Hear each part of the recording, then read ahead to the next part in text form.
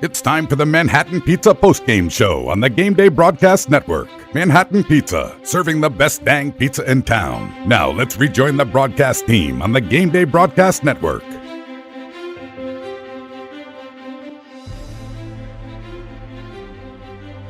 Hello and welcome to our Manhattan Pizza postgame report. Andy Hayes alongside Chris Bourassa here from Westfield High School, where tonight the Bulldogs pulled away and beat the Robinson Rams 31-14.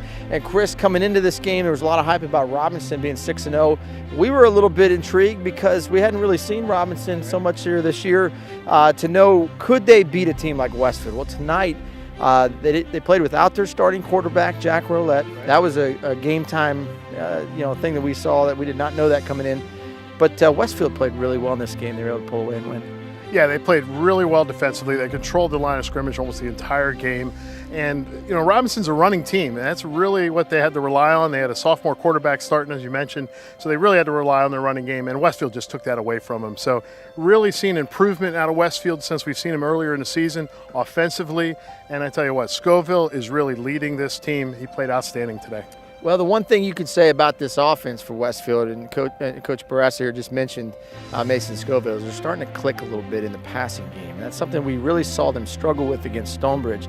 Tonight, when the run game was shut down a little bit, Evan Gray went out with an injury after breaking a long touchdown. It was the combination of Scoville and his big, tall targets, Tyler Scanlon and Cole Brown. Both guys really stood tall, made some big plays. Yeah, Scoville over 200 yards passing today.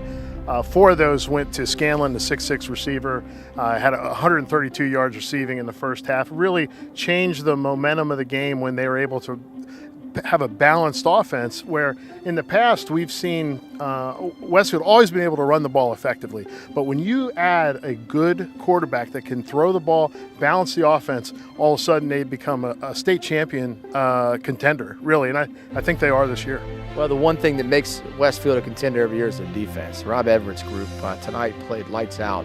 And one of the things that we kind of wondered, given the fact that Robinson pretty much tells you what they're going to do, they're going to come to the line of scrimmage, they're going to run the football. They're going to make you play physical for 4 quarters. Westfield gave up that first touchdown to Marcus Denham, and we kind of thought, well, maybe we might see a shootout here a little bit, but then it kind of settled in. And the Westfield defense, led by Brandon Flores-Lopez, who was just incredible once again on the defensive line, they were everywhere. They were everywhere where Robinson wanted to go. Robinson could not run the football, Chris, in the rest of the game. Well, the first couple drives, they had some success with misdirection, quick hitters, dive-type plays. Westfield defense made some adjustments. Coach Everett made some adjustments, shut that down. They had 9-10 guys in the box. They weren't afraid of the vertical passing game, and they were really able to contain the misdirection of this Robinson offense. And, when you're able to do that and you're kind of one-dimensional on offense, it really makes it difficult for a team like Robinson. They fall behind by 17 points at halftime to come back in the second half. All right, so let's make sense of this a little bit before we get to some post-game interviews here. Chris, we've seen just about everybody. I mean, we've watched Lake Braddock, we've watched Westfield, we've watched Centerville. We have yet to see South County in person, but we know they're a good football team. But the 6A race is a few weeks away from being decided seeding-wise here. Right. Who's going to be the 1 seed? I'll let you make the prediction right now. Who are you taking here to be that top seed going in the postseason? Well, I think it's going to be Westfield. The difficult part of their schedule is behind them. They've already played Stonebridge. They've already played Centerville. They played Lake Braddock, and they've played tonight a good Robinson team. So they're going to run the table, I believe. They're going to be 9-1. I believe they're going to have home field advantage throughout in 6A, and I think that final, it's going to be Centerville, with A.J. Turner back in the lineup here, and we've had some pretty good games between those two right here. Twist our arm.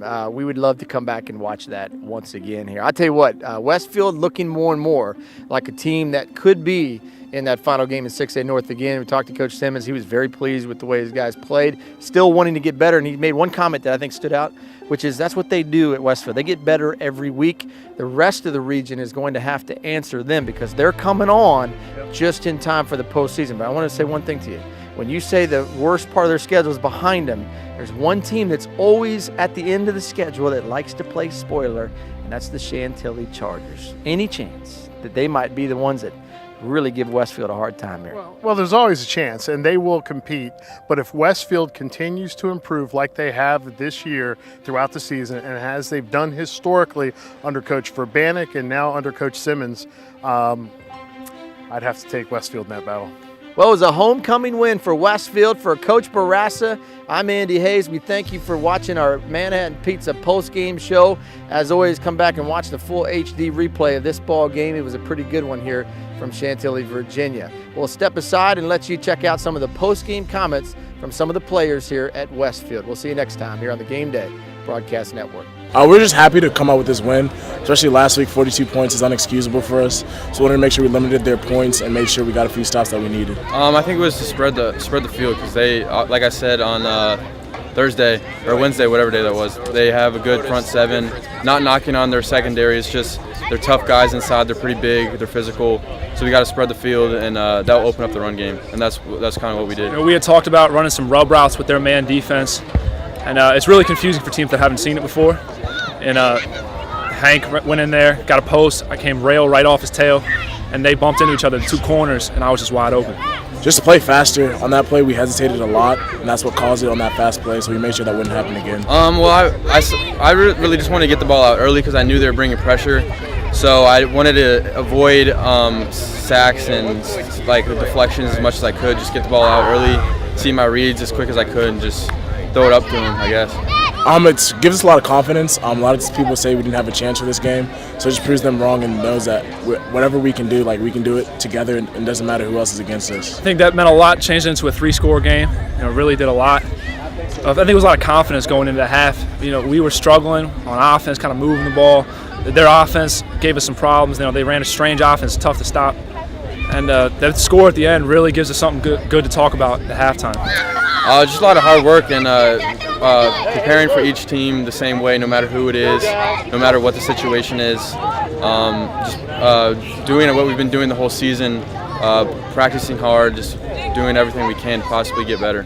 It's tough for me to say because we've played so well in the past couple weeks, but I think we've gotten over the hump. I think we're no longer that team that played against Lake Braddock. I think we're starting to play well in every facet of the game, and not just Lake Braddock. Our defense played good, offense couldn't score. Stonebridge, the offense struggled, defense played great. You got to be both sides going at the ball, and I think we're really getting that now. Just don't underestimate us.